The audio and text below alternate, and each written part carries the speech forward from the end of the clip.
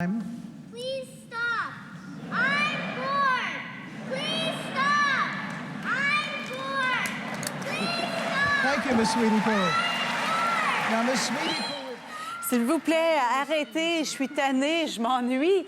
C'est le genre d'interruption à laquelle on ne s'attend pas vraiment lors d'une remise de prix scientifique, mais c'est comme ça que ça fonctionne à la cérémonie des Ig Nobel, parodie des prix Nobel qui récompense les études les plus invraisemblables. Ça avait lieu jeudi soir à l'Université Harvard, c'est exact. C'est ça. Et donc, on revient sur l'événement à notre chronique scientifique avec Renaud ce matin. Bonjour, Renaud. Salut, Caroline. Bien, tout d'abord, dire que c'était une cérémonie très particulière, mais on récompense des études sérieuses. Oui, ça, il faut le dire. Même si toutes les études dont je vais parler au cours des prochaines minutes vont avoir l'air assez spéciales, c'est toutes des études qui ont été publiées dans des grandes revues scientifiques. Donc, la science qu'il y a derrière, elle est valide.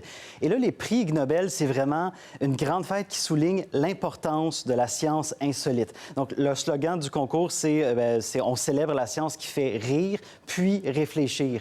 Et l'objectif des Ig Nobel, c'est vraiment de montrer que la science, c'est pas uniquement quelque chose qui est aride ou qui est incompréhensible. De la science, il y en a partout autour de nous et il y a des chercheurs qui vont s'intéresser à des détails qui sont en apparence insignifiants. Ils vont faire avancer leur curiosité, ils vont faire des expériences et ça peut mener à des découvertes qui vont être publiées. Et tout ça, selon les concepteurs du prix Ig Nobel, leur cérémonie peut rendre le travail des scientifiques plus approchable aux yeux de la population générale que les grandes études qui sont récompensées lors des prix Nobel. Et ça, c'est pour ça que c'est important pour eux que ces études-là ne tombent pas dans l'oubli puis qu'on en parle quand même. Donc, de la science vraiment décomplexée. Oui, c'est très, très décomplexé, effectivement. Et une cérémonie qui ne se prend pas au sérieux du tout. Ça, c'est vrai. Là, on est vraiment dans une soirée qui est à l'opposé de toute la rectitude qu'on retrouve dans les prix Nobel. Donc, il y a quand même différentes catégories de prix. On a les prix de chimie, de physique, de médecine.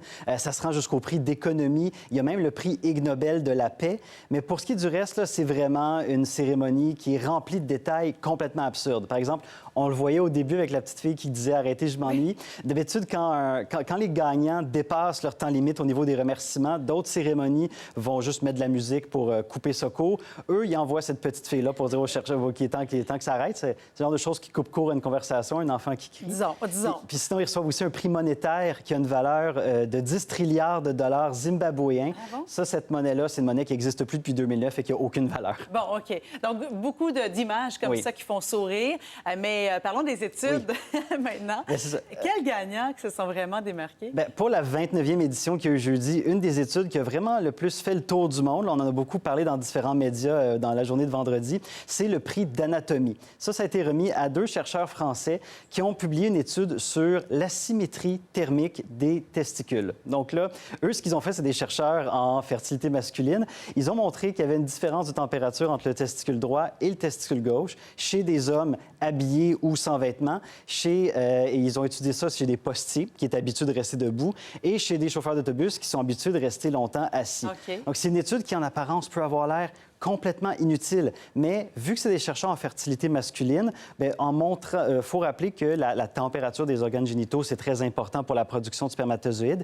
Et en montrant qu'il y avait une différence entre le côté droit et le côté gauche, eux pensent qu'ils peuvent augmenter la fiabilité de futures études sur la fertilité. Donc, ça peut paraître invraisemblable, mais il y a une utilité à ces études-là. C'est ça. Quelles autres études, Il y en a vraiment plusieurs. Il y a le prix Nobel, le prix Ig Nobel, faut pas mélanger, le prix Ig Nobel de la paix qui a été donné à des chercheurs britanniques qui ont mesuré l'intensité du plaisir qu'on ressent en se grattant et les parties du corps qui étaient le plus affectées par le processus. Il y a le prix d'économie qui a été... ça a été donné parce que... pourquoi? D'abord pour le savoir, puis ensuite, ça peut avoir une utilité pour les personnes qui souffrent de démangeaisons chroniques et qui, elles, se grattent et qui ne peuvent pas sentir de soulagement après. Donc, ça peut aider... l'utilité. Voilà l'utilité. Il y a le prix d'économie qui a été donné à des chercheurs néerlandais qui ont montré que plus il y a de polymères plastiques qui entrent dans la composition de billets de banque, plus ces billets-là ont de risques de transporter des bactéries résistantes aux antibiotiques. Il y a des chercheurs des chercheurs italiens qui ont montré que manger de la pizza, ça peut aider à nous protéger de certaines maladies, mais seulement si elle est faite maison en Italie. Et là, ici, les chercheurs disent que ça a plus rapport avec l'importance de la diète méditerranéenne que la pizza elle-même. Et finalement, il y a une équipe internationale qui a montré que le wombat, ça, c'est un petit animal, un petit marsupial qu'on peut voir sur l'écran en ce moment, qui ressemble à une marmotte. C'est mignon. Oui, bien, cet animal-là, c'est aussi le seul animal qui fait des excréments de forme carrée. Personne ne savait pourquoi et les chercheurs ont expliqué le phénomène ici. Donc, c'est le genre d'étude qui est récompensé pendant les prix Nobel. Excellent. Et puis, on le rappelle, c'est de la science qui est valide et qui est très sérieuse, publiée dans des magazines scientifiques. Exactement. Et c'est pas parce qu'une question peut avoir l'air absurde que la science derrière, elle l'est pas. Voilà, la leçon de ce matin. Voilà. Merci, Renaud. Ça fait plaisir.